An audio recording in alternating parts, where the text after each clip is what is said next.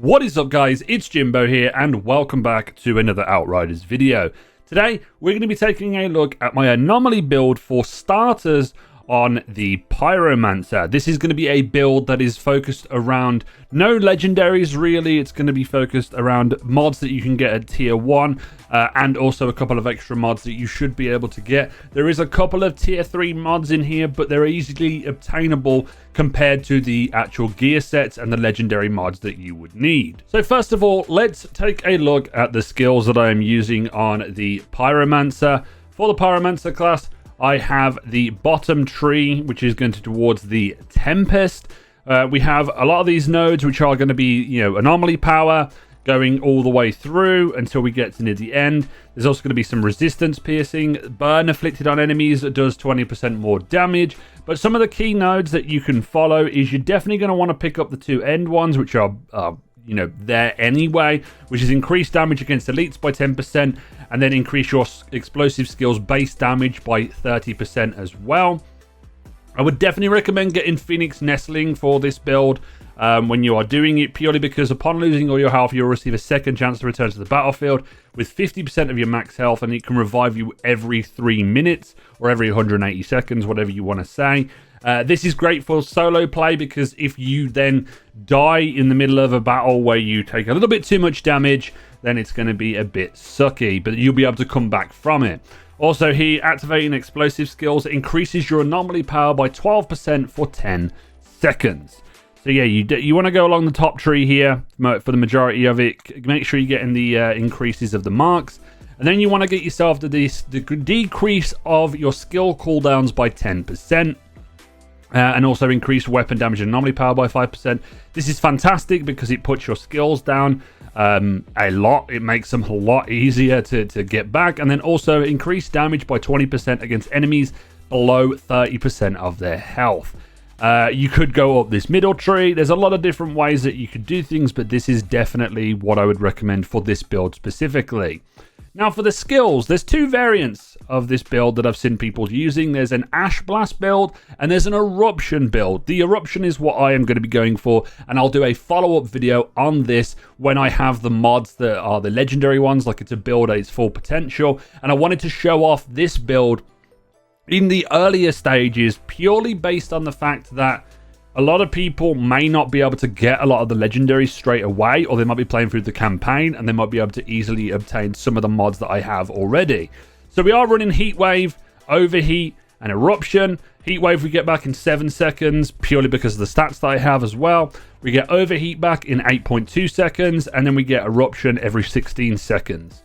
But when we go into my armor, we have some interesting things. Now, I do have a legendary that I haven't tried. It's just for show at this present moment in time. But I have been using Shots Inflict Burn on enemies and Anomaly Enhancement. This is fantastic. If you can get the God Roll AR, there's a lot of videos out there you can use for that. But moving into the mods. So what you want to focus on here is the two most important statistics on your attributes are Anomaly Power and Cooldown Reduction. I have that on every single piece right now.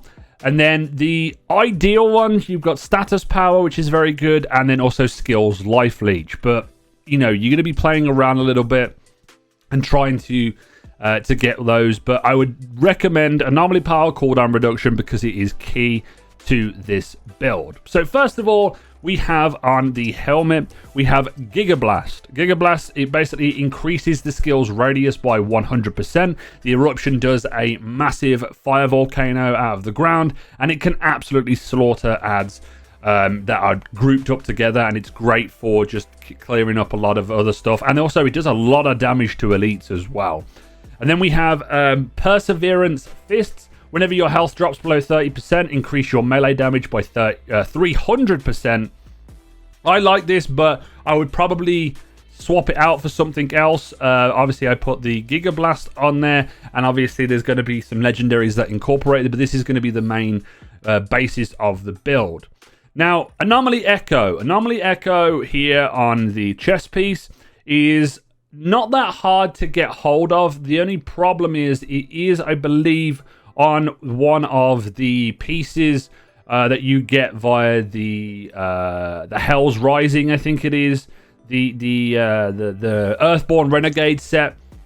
That mod does come on there. You can't dismantle it, but it is going to be something that you could potentially put into it and then level that up from a blue to a purple, and then swap out one of the mods on there for Tidal Wave. But I've managed to get it drop on another legendary piece, so that is what I'm using. It grants an extra 830 firepower and 2,712 anomaly power bonus on skill activation for 15 seconds, and this can constantly keep being active because you're going to be using your skills a lot. Tidal Wave is next though. Tidal Wave is fantastic because it's just an extra heat wave. That means you're going to be able to have 2 at this point. And then if we go down, I believe, onto my lower armor, I have Ride the Wave. So it means I can activate it 3 times instead of just 2, which is fantastic. More burnout. And then I've also put burnout on, which is damaged enemies take 25% more damage for 8 seconds, which is just great because it means that you're going to be putting out a ton of damage. You're going to throw out your heat waves first, jump into using your eruption or your overheat. And then we have Pompeii, which is another one right here, which is this skill can be activated 1 more time before triggering the cooldown. Fantastic. Once again, it's a level 1. You could put a lot of these mods together quite easily as long as you get the pieces that you want, i.e. like the attributes, and then you don't really have to worry about tier 3s that much. But then we have the Captain Hunter. Captain Hunter increases your damage against elites by 25%. Now, I said that you won't really need any tier 3 mods in here, but this mod in particular you can get from the Cannonball set, and that seems to be quite consistent when dropping, more than any of the other sets in my opinion, and that's what I would put on there. But you could put a replacement there that I would probably put in just a moment. And then finally on my boots I have Phoenix Force, which is you earn an additional 1,516 anomaly power per status consumed by the skill for 8 seconds. So the way that overheat works is it will take enemies afflicted with burn will receive 25k damage and the burn will be consumed. So what you will be doing is putting out your heat wave first and foremost to get everything on fire. Then you'll be using the burn. Bing, bang, boom. You're going to absolutely destroy everything with the overheat.